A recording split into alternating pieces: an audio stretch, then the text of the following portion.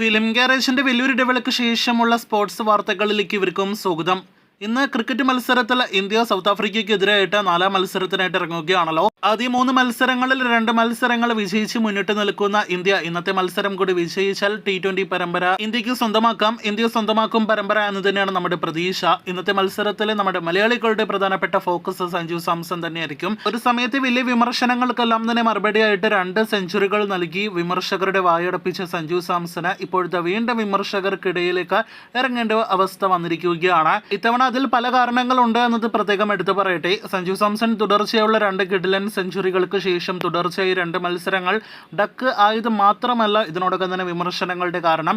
കഴിഞ്ഞ കുറച്ച് ദിവസങ്ങൾക്ക് മുന്നേ സഞ്ജുവിന്റെ പിതാവ്, സഞ്ജുവിന്റെ അച്ഛൻ സഞ്ജുവിന്റെ കരിയറിനെ കുറിച്ചുള്ള ഒരു വലിയൊരു പ്രസ്താവന പുറത്തുവിട്ടിരുന്നല്ലോ. സഞ്ജുവിന്റെ കരിയർ നശിപ്പിച്ച മുൻ ഇന്ത്യൻ ക്രിക്കറ്റ് താരങ്ങളെ ഇതിനോടൊപ്പം തന്നെ സഞ്ജു സാംസന്റെ പിതാവ് വെളിപ്പെടുത്തിയത് നമ്മുടെ മലയാളി മാധ്യമങ്ങൾക്കിടയിൽ മാത്രമല്ല ദേശീയ മാധ്യമങ്ങൾക്കിടയിൽ പോലും വലിയ ശ്രദ്ധ നേടിയെടുത്തിരിക്കുകയാണ്. അങ്ങനെ ആകെ മൊത്തത്തിൽ നല്ലൊരു ഹെയ്റ്റ് ക്യാമ്പയിൻ സഞ്ജുവിനെതിരായിട്ട് വീണ്ടും നടക്കുകയാണ് സോഷ്യൽ മീഡിയയിൽ. അപ്പോൾ ഇന്നത്തെ മത്സരം പരമ്പരയിലെ അവസാന മത്സരം സഞ്ജു സാംസണ് നല്ലൊരു ഇന്നിങ്സ് കാഴ്ചവെക്കേണ്ടതായിട്ടുണ്ട്. ഒരു അർദ്ധ സെഞ്ചുറി അതല്ലെങ്കിൽ അതിന് മുകളിലുള്ള റൺസ് എല്ലാം തന്നെ സഞ്ജു നേടിയെടുക്കുമെന്നാണ് നമ്മുടെ പ്രതീക്ഷ. നല്ലൊരു ഇന്നിങ്സ് സഞ്ജു സാംസൺ കാഴ്ചവെക്കട്ടെ എന്ന നിലവിൽ നമുക്ക് ആശംസിക്കാം.